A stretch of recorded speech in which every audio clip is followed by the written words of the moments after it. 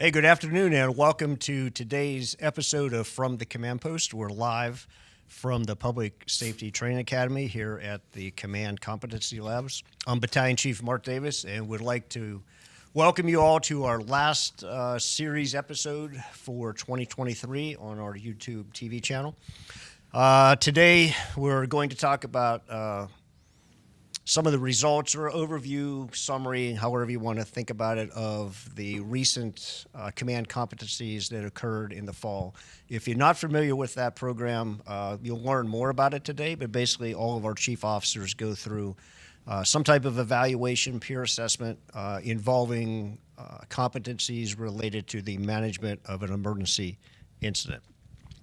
Prior to that, as always, if you are watching this from a station, please identify in the chat what station you're watching it from and the number of folks watching it with you. If you're a chief officer wishing to receive COPDI credit, then make sure you fill out the JOT form on quick links under the Training Academy's page. We've allocated 90 minutes for today's episode. Not sure if we'll go that long or not, but we'll see how the presentation and the discussions play out. As always, we like to hit up on some current events. Those of you that follow the EMS section's 5-minute drills that Chief Kaufman and those folks push out, wanted to just recognize the one that they just pushed out.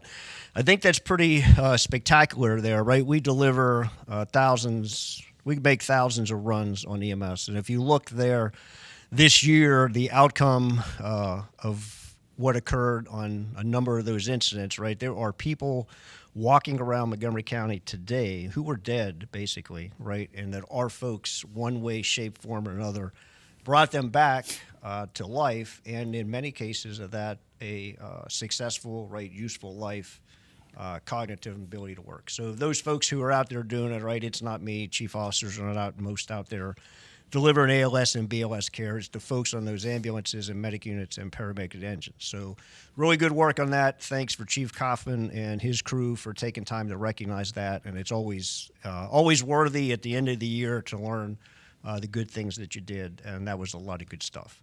So without any further ado, I'm going to turn it over to Chief Cooper. He's going to be the moderator from this episode of From the Command Post. Chief Cooper.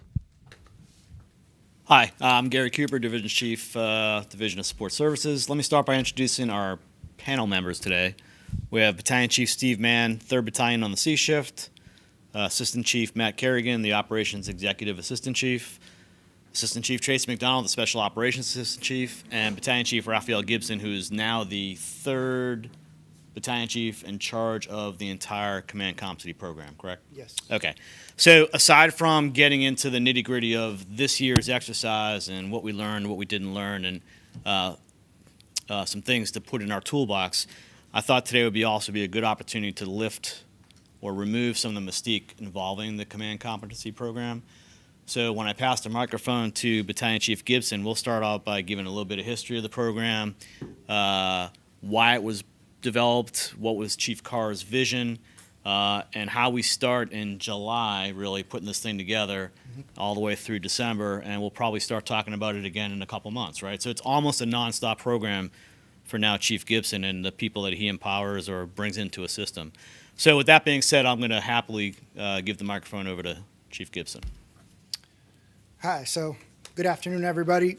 So just to get started, I'm going to talk real quick about the overview of the things we're going to be discussing today.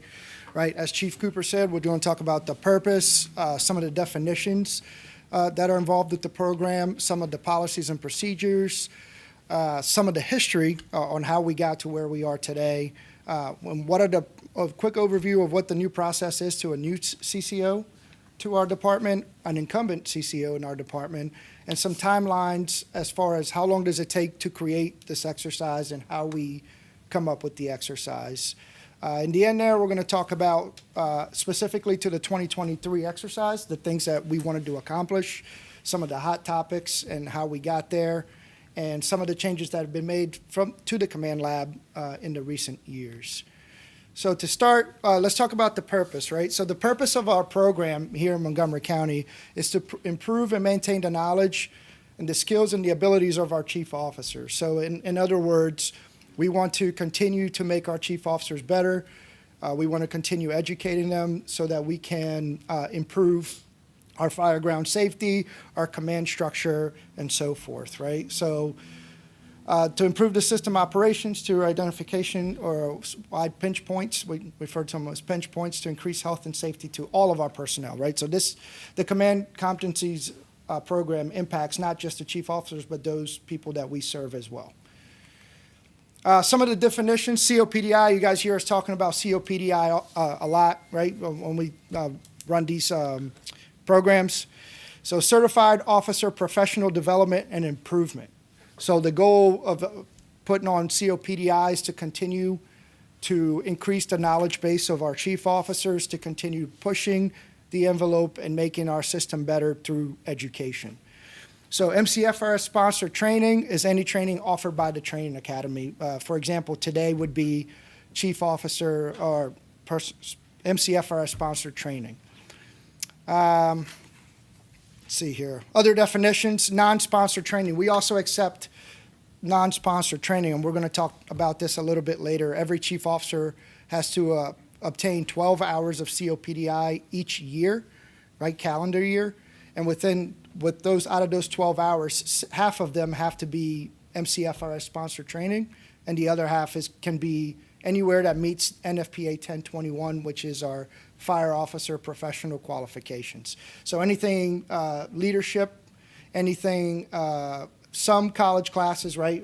If you're taking underwater basket weaving, obviously that's not going to count for your COPDI hours. But if you're taking some sort of emergency management courses, if you're taking some fire classes in college, we will accept that as hours. Also training in other jurisdictions. A lot of people go to training, hot training or seminars in other jurisdictions. We will accept up to 6 hours of that as well. Some of the things that will not count, other than underwater basket weaving, any meetings, company drills that you guys do within your battalion, or any committee work, right? That stuff will not count for COPDI.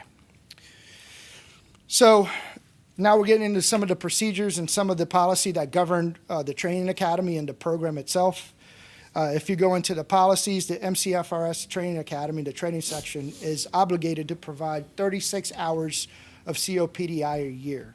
We completely blow that number out of the water every year. I want to say this year we're pushing 200 hours of training between seminars, different operational meetings, these episodes. We do way more than the minimum 36 hours. If you really think about it, 36 hours is not much at all. I think we can pretty much meet that just by doing these episodes every year. So we always try to look outside the box and create some different things. And here recently, some of the things that we're considering is creating a chief officer seminar for our department. So every year we're going to have some speakers come out over a weekend, do about 12 hours of training just in one weekend. So we're working on that now for 2024. So the COPDI training opportunities are always announced appropriately, right? Typically, I try to give people 2 weeks notice before an episode is going to come out, and then a reminder a day or two before that. Same thing with any other training.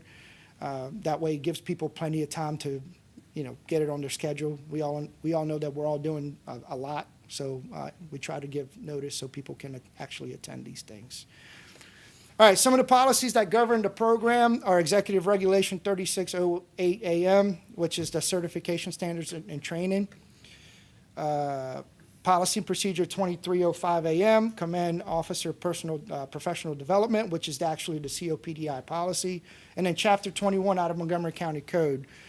Something that I've learned in my year and a half of being in this position is that Chapter 21 involves a lot. And if you haven't had the chance to read that yet, I would highly encourage reading it, because it defines a lot of the purpose and the things that we have to do as a department, as an organization, and it defines a lot of different things. So it was really interesting reading that chapter and understanding, going deeper in the things that we do here. Where can somebody find that? It's on Quick Links. It's on there is a link on Quick Links, but the County Council webpage also has links to get to Chapter 21. There you go. Yes. All right, so As I stated before, we got to get 12 hours a year of COPDI training, and 6 hours can be MCFRS and 6 hours can be non-MCFRS. You can also get all 12 hours through MCFRS sponsored training as well. You don't have to go to the outside. All right, so now we'll get into a little bit of the program history, as Chief Cooper already mentioned, right? So this program was a vision of Chief Carr. He formed a committee of volunteers and career chief officer and other personnel in around 2006. And by 2007, his vision came to fruition when we started the Command Competencies program. As Chief Cooper stated, I'm the third person, right? Chief Bartlett, I believe, was the first chief officer, then Chief Thomas, Kelvin Thomas, and now I am the third person to be in charge of this program. Okay. Anything else about history of the program? No, I think you did a good job hitting the nail on the head, and I'm sure it'll come up as we move along. Yeah. The one thing I do want to say is we are very fortunate to have this program in-house. There are several jurisdictions nationwide that have some sort of a program, whether it's something called Blue Card or something that's been homemade like what we've done. But I can tell you that regionally or even nationally, we've had a lot of municipalities reach out to Chief Gibson and before him Chief Thomas to come out here and try and pick up on what we do and kind of model something after what we do. So I would say so far we're pretty successful. Yeah, in my short time here, I think I've had 5 or 6 different jurisdictions come visit us. It's huge. And as far as Pittsburgh, right? Pittsburgh Bureau of Fire came and visited and sat down and watched our chief officers go through the program. And they take a lot of stuff, and the real neat thing is, right, like to me, if you're copying what we're doing, there's no better form of flattery than that. And watching these departments send me notes and being like, hey, look, we're doing similar things in what you guys are doing, it's really pretty neat to watch. And it's not one way. We have visited other jurisdictions. I've been fortunate enough to participate. Yes. Did anyone here go to Howard with me for the Blue Card program? So I've been fortunate enough to participate and visit other jurisdictions. And we've learned some things from them and brought them back here. So it's just an awesome program. It is. And Fairfax had a pretty big impact, and we'll talk about this a little bit later, but the fire truck cab and that program and the things that we've done here to upgrade the lab and make it more accessible for company officers, some of that stuff I copied off of Fairfax, right? So I take sharing trade secrets. That's it. That's it. So getting into the procedures for a new CCO, right? So if you're a captain right now and you aspire to be a chief officer in the future, once you get on that battalion chief list or if you get promoted within your LFRD, you're going to come up here and usually you're going to get a practice session, right? For our folks, they're going to get a practice session during the bump up program, which Chief Carrigan and Chief Grinder manage.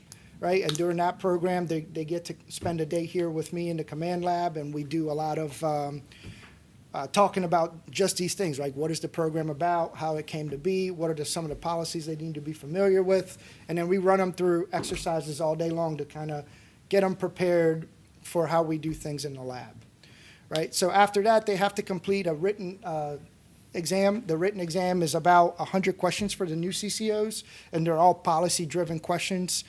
There are no secrets, right? So when I post the test, there's a resource list that people can go, and the point is just to get people better familiar with our policies and procedures and get their brain thinking as a CCO.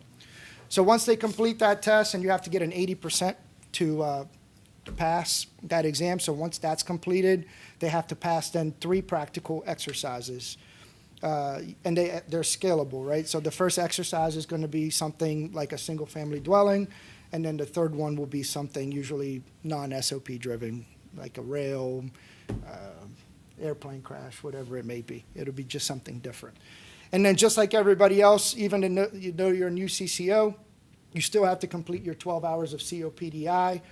For our folks that go through the bump-up program, it's really easy because they get 40 hours of COPDI right through the program. So their first year, they kind of get a pass.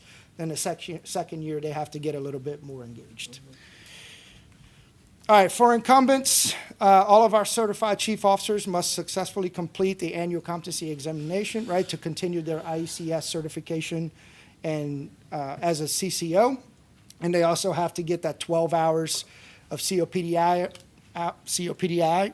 And they have an incumbent test that is also given to them every year. So every year, they also have to pass a test. It's a little less than 50 questions, 30-something questions, I think this last one was. So it's a little less than the new CCO. And it's generally focused on what this year's? Yes. That- Yeah, so that- that's very important. Yeah, thank you. So the exercise drives what the questions are going to be, so that way it preps people and gets them better familiar with the policies, and it kind of gives you an idea of what to prepare for as well, right? Like, there are no secrets in the lab. I know a lot of people get very nervous about coming up here and testing, but our goal is not to have an aha moment or a gotcha moment, right? It's just to continue to expand the knowledge of our CCOs and just make the system better. So that's a really good point I want to interject at this point. So I've been fortunate enough to be involved in the process for quite a while myself. And what I'd like to say on behalf of anyone that's managed it and who has put the group together to be able to do what we do, you don't need to be so nervous when you come up here. I know it's awkward. I know human instinct is to be worried. He said it perfectly. This is a learning environment, a practice environment. The evaluators pick up some pointers from those that are participating, and vice versa. We want you to come up here as comfortable as possible. No one's out to get you, and enjoy the training opportunity that you're receiving. Again, it's unique and it's special. And the feedback. And the feedback, yeah, it's all part of it. If I had a goal right now with my involvement, I would do anything I could to make people more comfortable when they come in here. Well said. All right, so now we're getting into the exercise creation process. So as Chief Cooper already stated, it's a pretty long process. It's very resource rich, if you will. It takes a village, right? Like most things in our department, it's never one person or two people doing. It takes a lot of us to get together to be able to create these things. So usually I'll start by creating the committee. Everybody sitting here on this table today was part of our committee for 2023. We also have Chief Ryman, Chief Red from Kensington. We had Chief Lazar from Rockville, and I think that's it, right? Oh, Chief Pezos also helped out, and Chief Pezos was also part of the committee. So all of us together sat down, got some input from the duty chiefs, the operations chief, the operations XO, and some other folks on what are you seeing out there today that is concerning that we need to address through the Command Competencies program? So what are some of the hot topics? What are some of the pinch points in our system that we need to work on? So that's how we kind of get those ideas for the first exercise meeting. So the criteria for the exercise, essentially how do we grade the exercise, all comes from the IRP and our policies and procedures. We don't just arbitrarily create how we grade these exercises. They all come from policy, just like promotional exams, right? I don't think that's a secret either. If you're studying for a promotional exam and you look at our IRP, all of those grading points that you are getting points from when you're doing your exam, just like command comps, come from our policies and procedures. So if you're studying, you're going to do well. All right, so for 2023, we all sat down after all of the things were collected, all the information were collected, all the feedback was collected through the duty chiefs and the operations chief, the XO. We came up with all of these points, right? So high-rise operations, tactically staging in large structures or high-rise structures was also a problem that was identified. Overcoming water supply and standpipe issues was something else that was brought up. Battery fires in high-rise buildings. We know that that has been a hot topic. I think we've hit a lot of episodes on that this year. There's been a lot of directions from the special operations crew, Chief Browning, on how to handle and who to call and how to better mitigate these incidents so we have better outcomes. So we really hit that on a lot. If anybody's paying attention, you can see that New York City is having a major problem with these right now. Their top brass is spending a lot of time on trying to educate the public on not taking these batteries inside of their buildings and their structures, so to try to prevent any more fire deaths, because I know they've had a lot of fire deaths because of these batteries in high-rise buildings. So the removal and the handling of it was part of it. Smoke control in high-rise operations, right? That was really big. We wanted to hit on that and make sure we continue to have conversations about how to best control smoke in large structures and high-rise structures. VRS operations, we wanted to do a refresher on that so people got reacquainted on how that works and how to activate it, how to position your vehicles when you go to these incidents to better be able to communicate during these large structures. Two out was also another hot topic, right? Folks making sure they're announcing their two outs and they're using their two outs during incidents. Basement checks, right? We all saw Laird and Flynn's deaths and everything that's going around with all the jurisdictions around us. So there's an emphasis on making sure we check basements before we go into these structures, no matter what kind of structure, right? Whether it's a single family or a high-rise building, we got to make sure we're checking the basement. Stairwell operations was also something big, and I think that kind of was brought up because of 8750 and some of the other incidents we run. We just wanted to make sure we talked about stairwell operations to continue to get better. Lobby control expectations, right? So making sure we assign a chief officer. I think Chief Mark Dempsey talked a lot about that. Our last episode with Maddie and Chris from Rockville, we talked a lot about those expectations and what are those resources that we have within those control rooms in high-rise buildings to help with the operations. It's really important stuff. So we've had up on all of that. So as you can see, throughout the year, we continuously build on these hot topics and be able to bring more education and more attention to these things so to better prepare all of our chief officers. So Chief Ivan talked a lot about hazmat team operations and expectation during these fires. You know, what are their capabilities? We learned about overpacking. We learned about what the blankets and all kinds of different things that the hazmat team now has to help us during these operations. And then we also wanted to make sure we touched back on post-incident decon, right? So I know it's something that's not being done on a ton of incidents, but we talk a lot about personnel safety, personnel betterment, and cancer reduction, right? We talk about PFAS and all these things. So how can we do that and talk about all these things and how important they are if we're not doing decon after incidents, right? So we wanted to refresh that with the chiefs and make sure that they were putting those things in place during those incidents. So those are the hot topics. I know Chief Carrigan's going to talk about them a little bit more in depth here in a minute, but those were what was driving us. Can you go back to that? Just want to jump in for a second. So now the weather's not so great. It's below 70 degrees out there. These are great topics to sit around the kitchen table with your shift, call your battalion chief, have your battalion chief come on down, and these are great topics to have indoor drills on, right? Yep. You can have a lot of conversations. There's a lot. It's a very broad list of things here, and you could spend a whole day on each one of these, Yep. really. Right? Yep. They're pretty broad subjects. Great inclement weather training. Yep. All right, so command comp's timeline, just to give you guys an idea, we start the process around June, right? May, June, late June, early June, late May. We start our exercise development, right? And then we start talking about doing the COPDI lecture, which we didn't even touch on, right? So before the exercise, usually a week or two before we launch the exercise, we do a COPDI lecture. And it talks about, hey, these are the hot topics. These are the things that you guys should know before you go into this exercise. These are the things that you should be reviewing. Again, there is no aha moment. It's not. This is just for education and growth of our system and our chief officers. So through June and August, we developed the written assignment as well. Chief Cooper's been really gracious to kind of manage that and take that from lead that effort. Right, so the written assignment is developed during those times. Late August, early September, we're doing the presentation with the fire chief and the duty chiefs. And something to be aware of, right, the fire chief has the ultimate decision.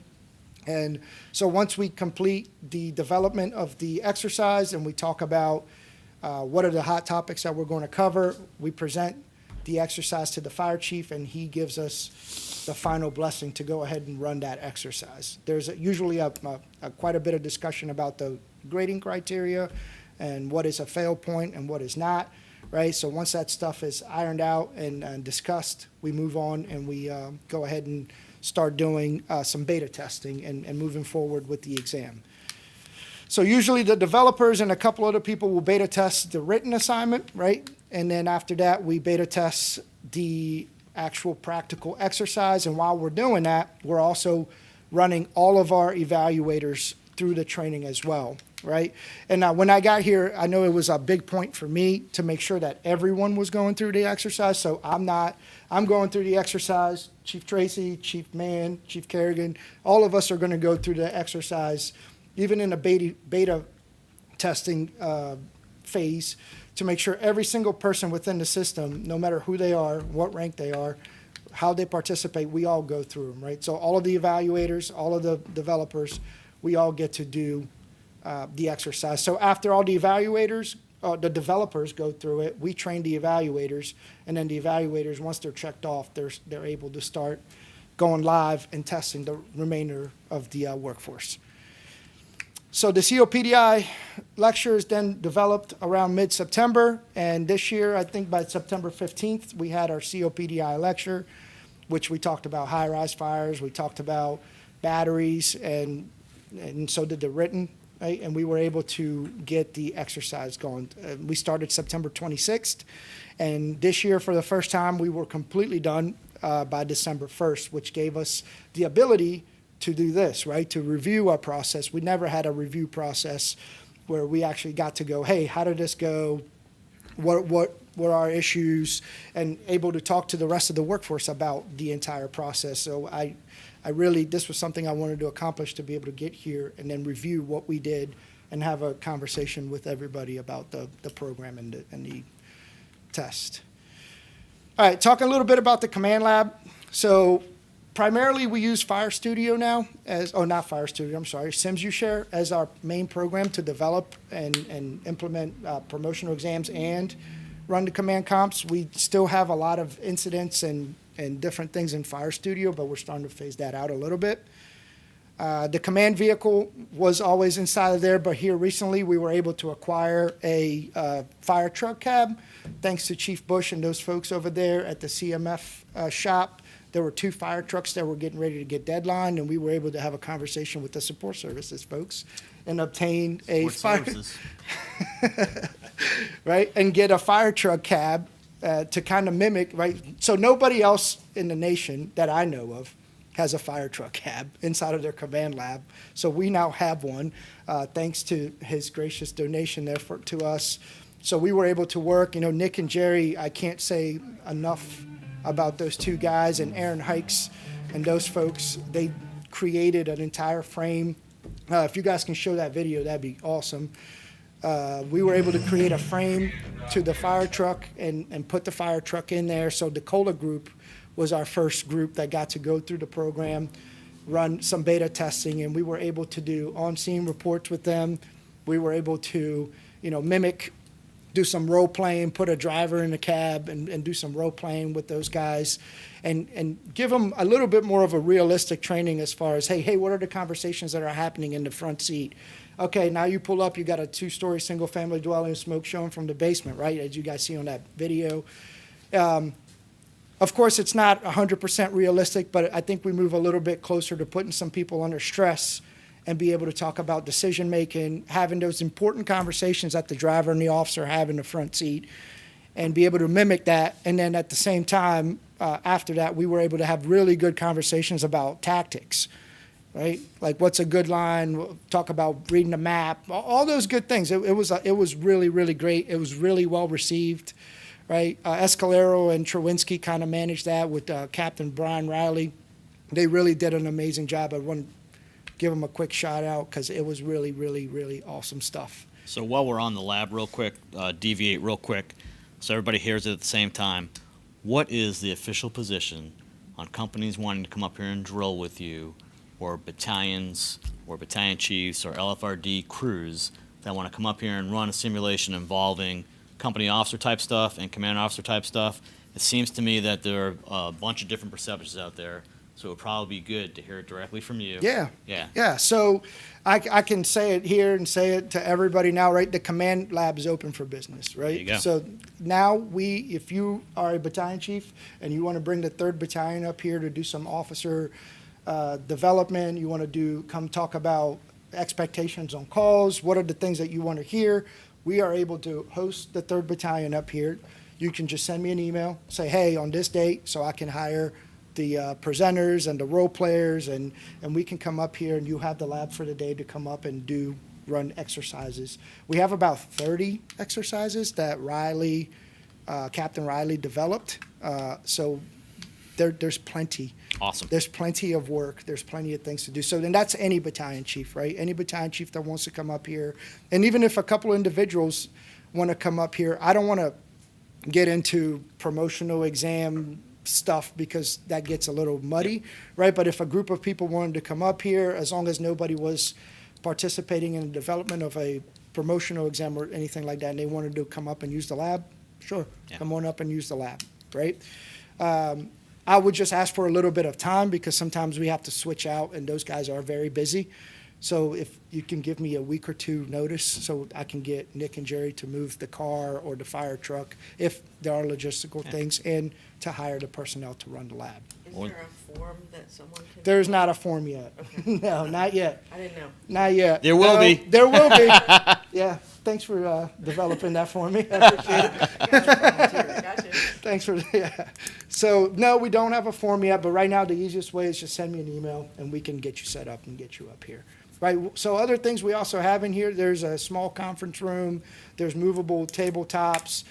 We installed the first cycle of command comps when I was up here. We were able to get a camera system, and these guys here on the background that do really amazing work, were able to get a camera system set up inside of the command lab so that the evaluators themselves could focus 100% on the evaluation process and didn't have to play role players on the radio or didn't have to listen to the radio. They can just watch the TV. They can watch the interactions in the vehicle. They can hear the conversations. They can hear the command officer cursing at himself or whatever it is that you guys do in your car, right? Picking your nose if you're Steve Mann. So, you know, all those things are, you can actually see it real live now. So that answers your question there. I think the command lab second PowerPoint was what you just asked. Ah, So perfect. I'm a So- visionary. But that's it. That's pretty much my part of the presentation. If anybody has any questions or have anything else that they want to do, I appreciate any feedback. If you have any ideas on how to make the command lab better, please reach out. Please send me an email. Let's have a conversation. So that's enough for me. who's next? Chief Carrigan? Chief Davis, can you put slide 13 back up? It's the one with the 2023 I got you. expectations. I got you. Okay. So as Gibby said,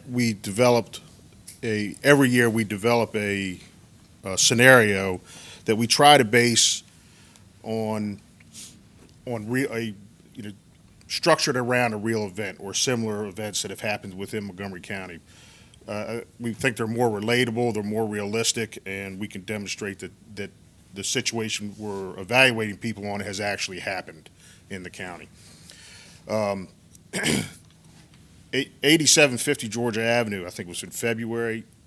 That's probably a hard one to replicate. We typically stick with things that can be SOP driven, with some outside the box thought process, so that a person being evaluated has to think on their own, and put things in place that are within the department guidelines. But 8750 Georgia Avenue is a hard one because you can't design a thing, a policy or a IRP of any type to manage that specific incident. There was a lot of things that were going on that, the door was left open to the apartment, which allowed the fire to come out into the hallway. The door to the stairwell was propped open by our fire extinguisher, which allowed the fire to eliminate one of the exit paths. Everybody who normally came down that now had to find somebody else. Literally hundreds of people in a stairwell. The first companies were just overwhelmed, and there was no sprinkler system in that building. So it's hard you will probably not see a program designed, one of these programs designed for that type of evaluation. It's hard to be successful on that. So this list, this 2023 list, is things that we hear at least over the last 12 months. And some of it is policy-driven, policy required, that is just not being, or was not being done. Since we've had these evaluations going on, you're hearing command officers ask for it. Or it's being talked about at the station levels from the assigned battalion chiefs to the command, or to the station officers, and you're hearing things. So every one of these examples that's listed, these bullet points, is something that is repeated itself multiple times, and some of them probably have a higher value than others, specifically the tactical staging. Tactical staging is in our vocabulary now for a specific reason, is because we recognize that there are times where putting all the people to work on an incident may not be the appropriate thing initially. You've got to kind of figure things out. So it may be appropriate to tactically stage units on a high-rise or a large structure if the report is absolutely ambiguous and you can't determine where it is in the building, or it's on a lower level of a floor if it was a high-rise, for example.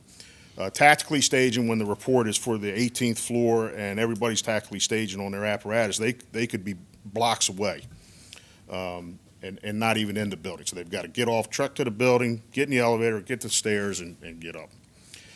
Which also brings, lobby control. Lobby control is a very important thing. Somebody getting control of the elevators early on has really demonstrated to be successful.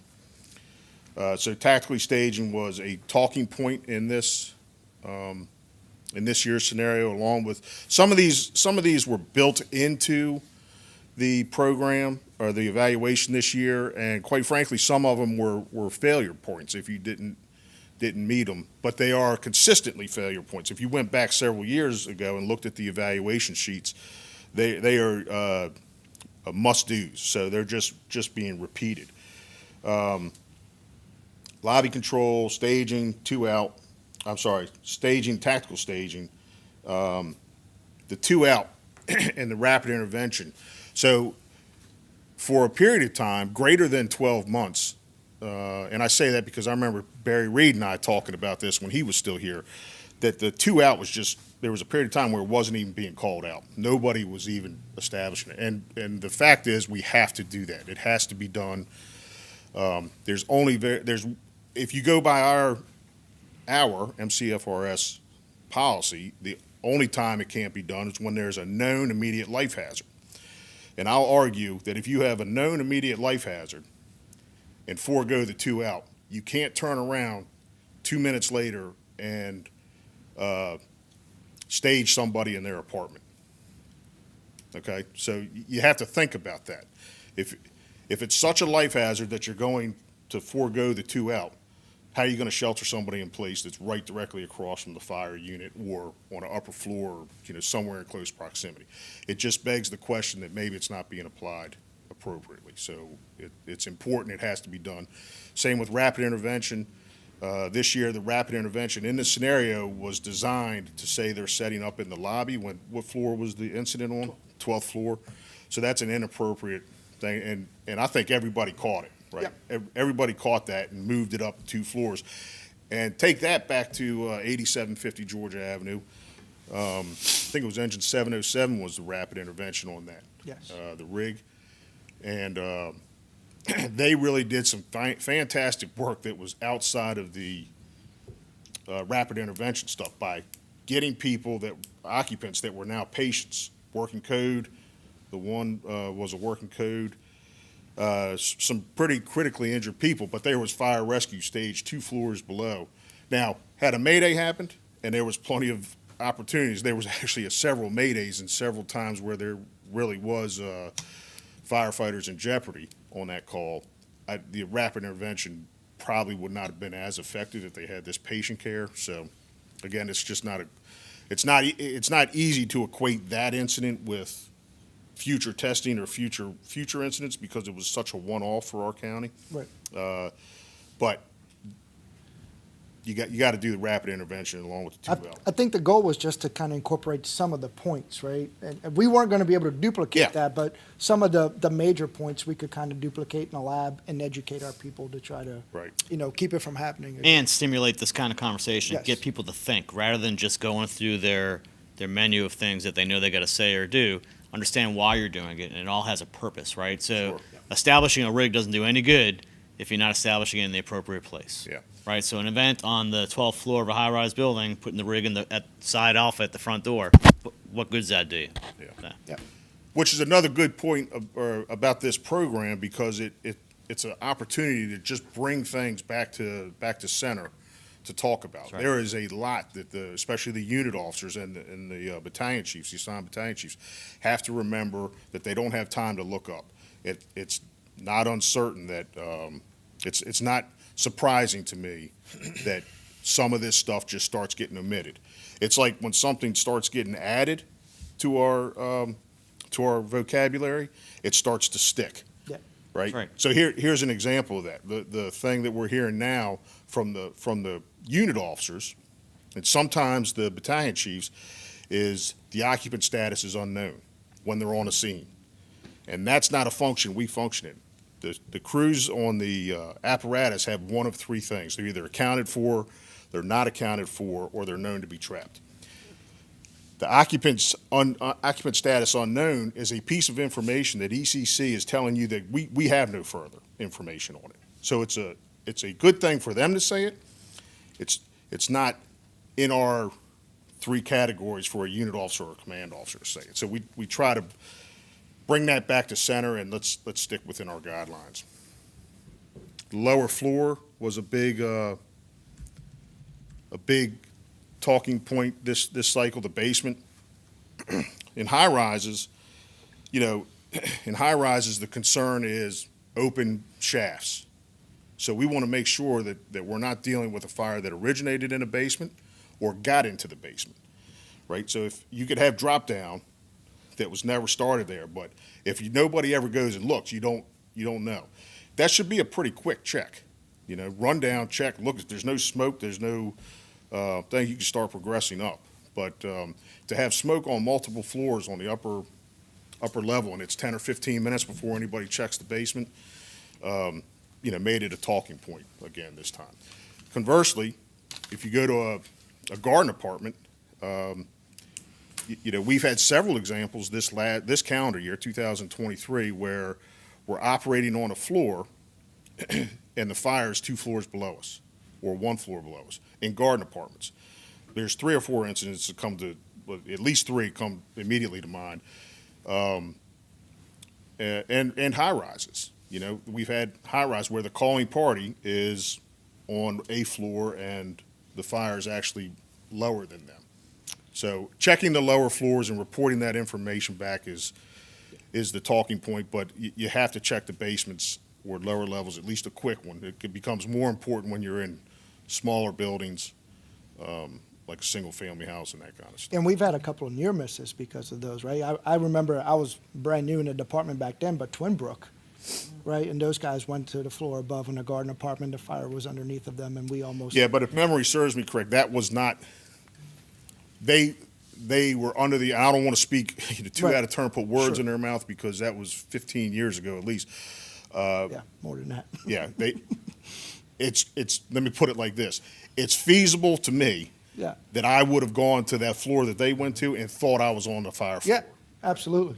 So That was a great issue. So that incident, okay, so it's great that you bring that up. That incident was one of the driving factors to the requirement for us to give a side Charlie report, how many stories to the rear. That incident was a huge driving factor. Yeah, and a good point when you're given how many stories in the rear and you've got something showing, and I think you and I have experienced this. You're on a garden apartment that's 2 in the front, or 3 in the front, and a different level, and a 2 or 3 in the rear, 4 in the rear. Hey, I've got fire showing from the 3rd floor, which is 1 down from the top. Yeah. Right, or 3 down. I mean, on any building where the top doesn't change at grade right. in most cases. I imagine it could, but most grades, the back is the same as the front top height. So number of floors down is evident and I don't want to deviate too far, but since we broached the subject, that's why it's so important to speak English and talk to each other. The top and the front is the top and the back, right? And 2 floors below the top and the rear is 2 floors below the top and the front. It's so important that those with opposing views understand what each other are saying. It's all that push-pull communications, Yep. right? And you So gotta I- push, I- you gotta push good communications, and you also gotta pull, right? So Yep. if you're the command officer and there's ambiguity in the communications, you gotta make sure you ask questions as Yep. well. And since this year's was based on a high rise, there's, we've got a section in our IRP that talks about wind-driven fires, and we now have some tools specifically to manage that. There's 6 floor below nozzles. They're on ladder trucks in the 1st, 2nd, and 3rd Battalion. And the idea was to centralize them where at least one of them or 2 of them would respond to the 80-some non-sprinklered mid-rises and high-rises. That was the intent of what those placement was. So it's like 19, 16, 23, 6. There's one more out there. I can't remember off the top of my head. Is it 34? No. No, because pretty much everything up county is sprinklered. Right. Or retrofitted sprinklered. 15? It could be. One other truck. Yeah. Yeah. And we got a new item in the county this week. I heard from Yeah, Chief Coletti. it's on the 2nd floor now. Yeah, it's waiting called a for- knockout blanket, which is one of the ones that's supposed to be dropped from the floor above over a window that's out that could be causing the wind-driven fire. So we'll dive into that after the holidays and Yep. make some decisions how training's going to go and where we're going to put it and if we get any more. Cool. Who's next? Sir? All right. You wanna talk about? Sure. So we've talked about the process, how we got there, some other important stuff. So the next part we're going to go to is actually filling out the command chart. So part of the exercise that we do is the candidate or the individual going through the exercise has to fill out a command chart as he goes through his exercise. At the same time, there's an evaluator in the next room that's mirroring that.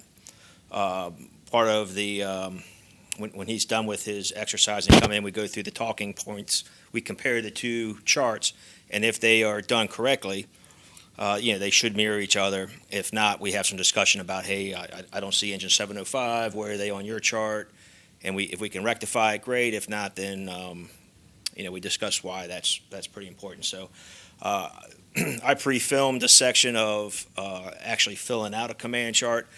We do these for a number of reasons. I mean, it really helps the command officer track his units. That part's really important. It's driven by policy that you fill out a command chart. We have several different versions, and the operations chief has even gone so far as to say you can use any format that you want. It doesn't have to be one of the ones that we provide you in the command platform. So you can use a steno pad. It just has to meet the same requirements that you're tracking your units all the way through the event. So with that, we'll go to the quick video. It'll just show an example there are where several the different charts we versions of the use command charts, and how for I different go types through of it. events that we carry in the command platform. This one here is the swift water or still water one. It's specific to obviously water events, water rescues, as opposed to a structure fire. The backside of it has excerpts of the river, phone numbers for other resources, give you some idea of where the different locks are that we might respond to. This next one here is the major incident. This one would be used when we're in a big campaign event, perhaps. We don't typically use this in the command platform. I never have.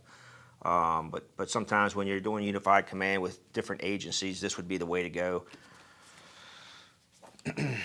This is the EMS command chart that you would probably use for mass casualty events. It's not too different than the regular structure fire one, but it's geared more towards EMS events, different prompts and such. You flip it over to back, and there's a lot of resources there that could help prompt you through that EMS event. Then we have your regular structure fire command incident command chart. There's two different versions of that. One is horizontal, which the weirdos typically use.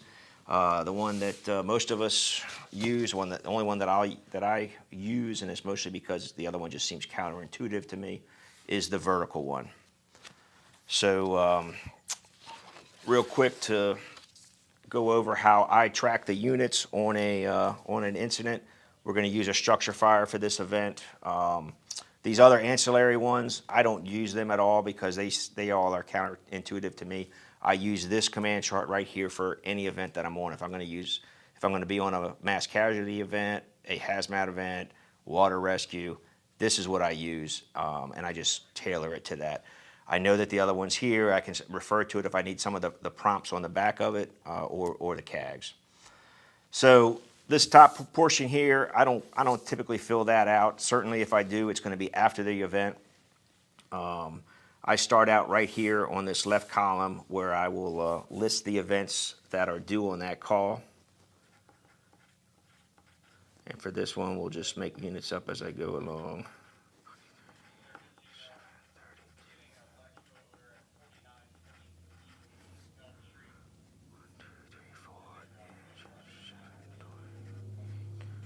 So on the far left, there's grayed out prompts, engine, engine, engine. And in this case, because with rural water supply, you have a sixth engine. It has 6 engines, 3 trucks, so you'll have your 3 trucks for a high rise. I don't pay any attention to these grayed out spots. I just go straight down the line.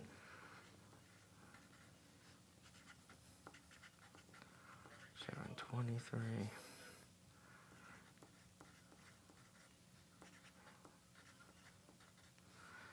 Okay, so these are my main units. I don't typically put the ancillary units over here.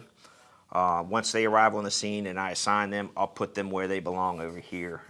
And by ancillary units, I mean like Safety 700, extra chiefs that are running the call, even the second, the 2 battalion chiefs. I know one's me and I know there's going to be a second one. I just don't do that. So once I've got all my units here, we arrive on the scene. Now it's risen to the point where I need to break down into groups or divisions. Let's say it's a 2-story single-family home, fire on the 2nd floor. So right off the bat, I'm probably going to take engine 703 and maybe a second engine 723, and aerial tower 703. And I've decided to call them Division 2, okay? My supervisor, I put an asterisk next to so I know who it is, and then as soon as I write them down here before I go on to anything else, I strike them on this side here. Okay, so now what I have here, units that are stricken, I know I'm using them. If they're here with no strike throughs, they're my on deck folks, they're my bandwidth. I still have all these units here that I can continue to use. So now we've got a fire, so they went ahead and they set me in my rig. I do draw a line here just so I can discern the difference between my rapid intervention. So let's say it's going to be aerial tower 708, rescue squad 742, and medic 703. Okay, so there's a spot for those up here, but I don't move them up here until they're on the scene, and then I've been notified that they've assembled with the rapid intervention group. Okay, so in this case, engine 723 is going to be the 2 out, and then eventually engine 728 arrives on the scene and assumes the rig, and then I put 723 in Division 2. So for the first floor, I might put 1 engine, 732, strike them out. They tell me they need a truck, so I'll give them my second truck, tower 723. So as units get assigned, you get the idea. You strike them out here. You label your divisions here. This side over here, I use that for notes. It may be everything from water supply issues to perhaps maybe a unit didn't take their assigned position and I want to talk about it in a hot wash. I might put a note down here, ambulance 732 whatever they did or didn't do so that I can prompt myself later to go to that. I hear, hey, I got fire in the back bedroom. I'll put that on here, back bedroom, mattress, perhaps, whatever they tell me. Just notes that I think later on I want to look back at and be able to pull that information.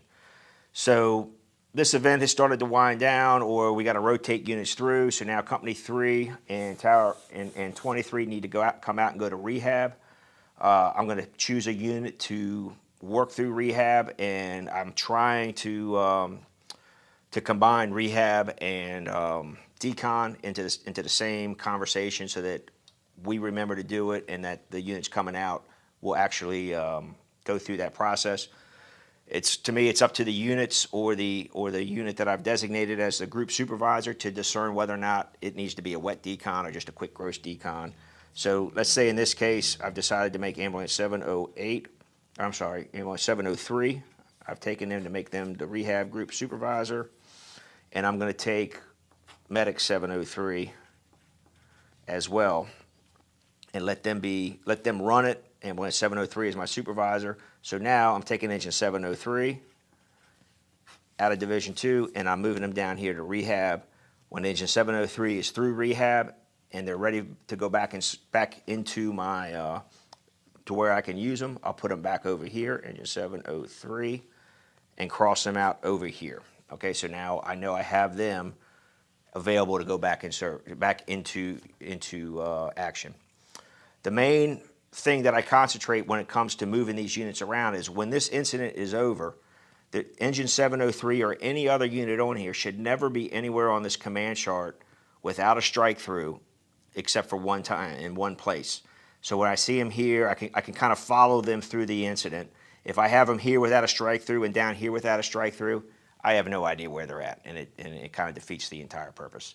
So the whole idea of this command chart is to be able to track your units, where they're operating, and when they've left that area and going into rehab, and then when they become available again. Should you have a mayday on that call, you'll just simply flip the sheet over, and you have your prompts for your mayday. And then again, some area here to take notes or draw, whatever you need to do.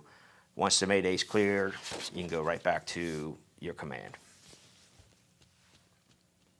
Okay, and a couple other points with this chart that I like is it has some prompts all over it to help you mitigate the event. For example, it'll remind you about the 2-out rapid intervention. Your safety officer talks about looking at size C, the lowest level, different exposures. If you're dyslexic like me, this helps you when somebody's describing quadrants, like, which one is A versus, so I will glance down here all the time and correct myself, because I almost always say, I'm on the scene, I got heavy fire on side Bravo. Well, that's not side Bravo, but it'll come to me later on. And then your PARs and your gas company exposures, if you need to label them.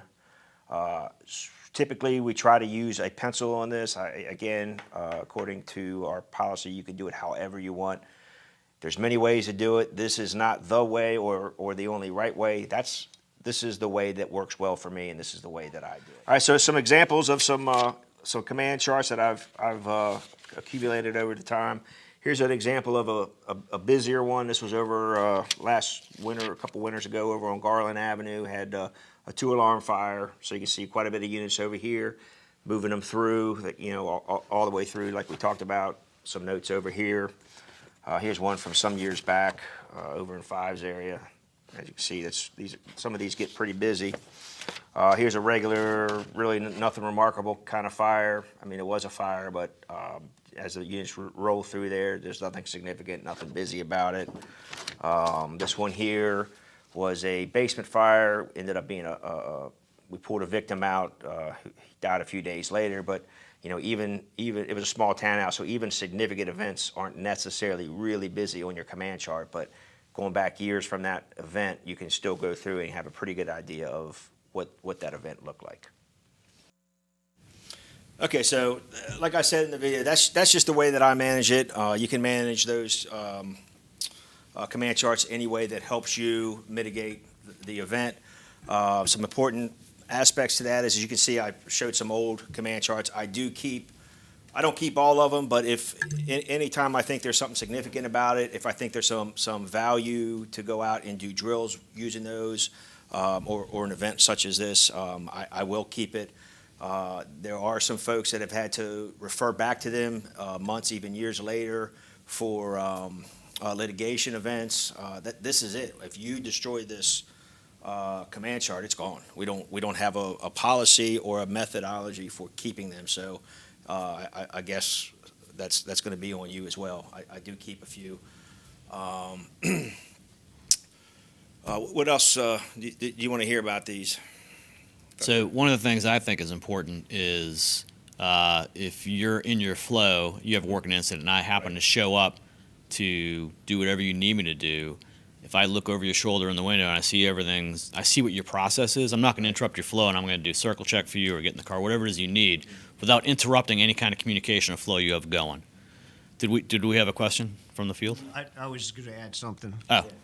Oh. Transfer command, right? So you're leaving and somebody else is coming on duty. Doesn't Yep. happen all that often, but it does, right? So the ability to pass that off to somebody else. Now, granted, you may have to make notes on it or help that person figure it out, but a couple big incidents I know that I was involved with. When I came in at 2 a.m, the transfer command on that fire up the wildland fire in Germantown, right? Yep. So here I am, me and Kenny Dobler at 2 a.m.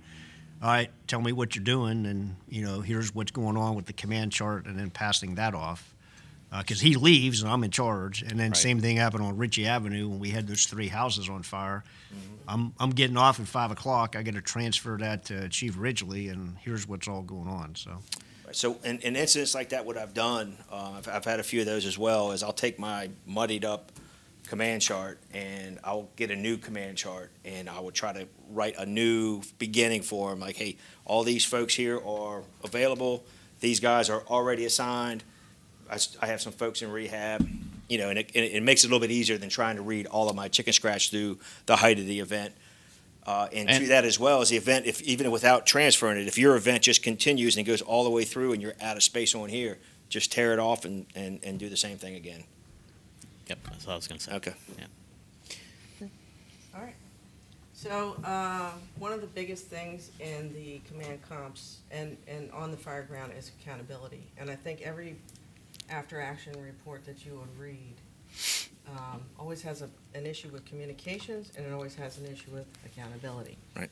So accountability is everybody's responsibility, but according to the IRP, accountability or PAR checks should be conducted by the incident commander for units operating in an IDLH environment, generally at 20-minute intervals. And the IDR is a perfect reminder of that, right? It kind of cues you up that you should be getting a PAR ready.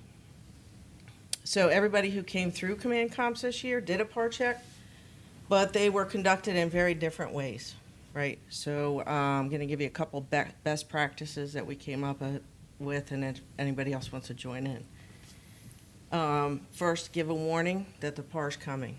So it gives the unit officers, the division officers the ability to get their group together, make sure they have everybody, and make sure they're ready for the PAR that's coming. Check all units in the IDLH. Don't forget the single resources, especially safety officer. They're operating alone. You want to make sure they're accounted for, and they're generally operating in the IDLH. Announce the units in each division when you're checking the PAR check. So, for example, some people came through and said, Division 12, your accountability. We're even, right? So how do you know if they have the units that you have, that you've assigned, without coming to them and saying, Division 12, your accountability, you should have Engine 723, Engine 721, and Tower 723 with you. It gives an opportunity for you to realize whether they're missing somebody or whether maybe somebody additional, the rescue squad, may have joined them. So, Or they didn't know there was, we all know that firegrounds can be chaotic and mayhem. They may have missed the message that you have assigned that unit to that group or division, and then by no one else's fault, right? When you just do the Division 12, what's your accountability? they never knew they had that unit, right? And if they don't, if we don't close the gap on the communication, Right, it's got to be a closing of the loop, right? And it also helps you tighten up your command chart, Yeah, right? it's a Right, chance to and Right? reconcile. So Yeah, it's kind of absolutely. like cheating a little bit towards the end. Hey, let me make sure my command chart's we right. call it taking a break. Hey, division, right? Hey, division 12, you should have these units. Oh, you don't? Okay, let me make sure Right, I fix this. right. Yep, absolutely.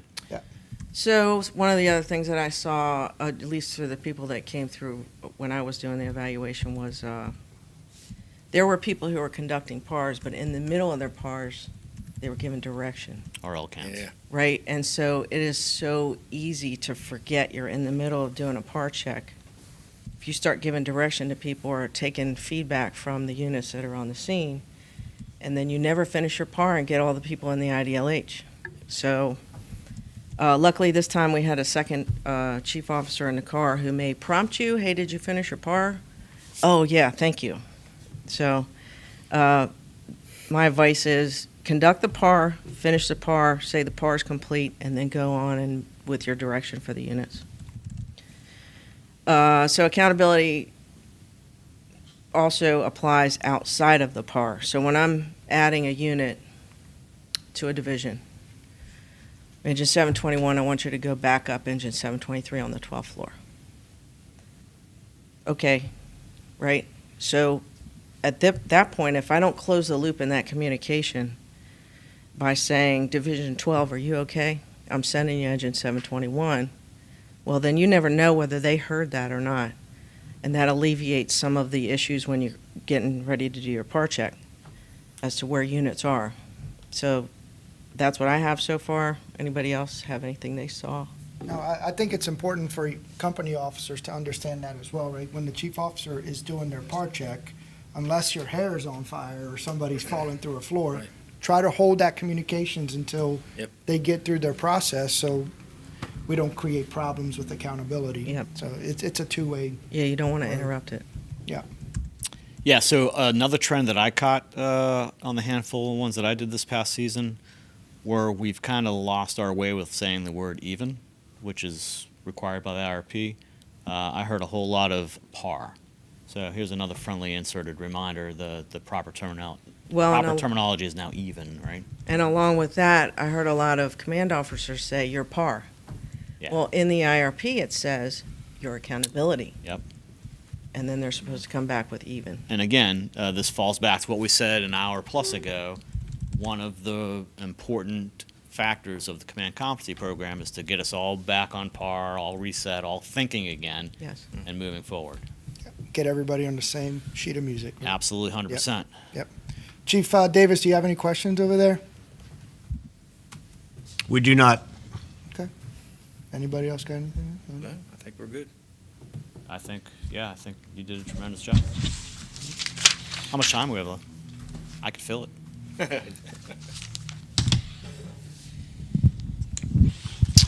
All right. Chiefs, well, thank you very much for taking the time out to put this together and present. I think it's always important for the folks who deliver the services in the street, from the chief officers down below, to hear what's going on in the department. Our peer evaluation, I think, is very important. As Chief Gibson noted, right, this really all got started under Chief Carr's reign, and he had a vision, and it's always nice to see that vision continue to move forward, and the work being done here is really good. It gets better every time, both with technology and with the input. So those of you choosing to, in your career, to become chief officers, you should expect to be part of this, and it is always interesting. It's realistic, right? It's as realistic as it can be, and nobody's out to trick anybody up. And it is a good opportunity for peer assessment, which is what happens. So that closes out 2023 on our YouTube Live channel. It's been a great year, right? We've been able to talk about a lot of stuff. We are really excited. We hinted at it before in whatever our last, I think, was Challenges in the Street, maybe. Talking about a new series coming online, and that's going to premiere on January the 10th. And that series is called Wheeling the Rig. and it is dedicated to the driver position in our operation. For those people who are drivers, for those people who supervise drivers in the training process, and for folks that are like, hey, you know, I want to become a driver, whether it's an ambulance driver as a recruit or a probationary employee, or whether it's a seasoned person going for their Class A TDA certification. Master Firefighter Mandy Collins, she's going to be the moderator for that, so she'll be the Brady Miller of the Wheel and the Rig series. We're excited to bring that live to you. It's going to be from the Training Academy. Our first topic will be driver certification process and what all that entails. Lieutenant Tatum and his shop will be talking about that. Also look for information coming out on the Chief Officer Seminar that Chief Gibson and the Training Academy are working on. We expect to see that in the first quarter of the year, barring some type of delay on that. We still want to do the church fire on Western Avenue. We're trying to get that worked out. Some missing pieces of work to be done on that. We get that up and running. We hope to present that possibly as a hybrid boss talk from the command post.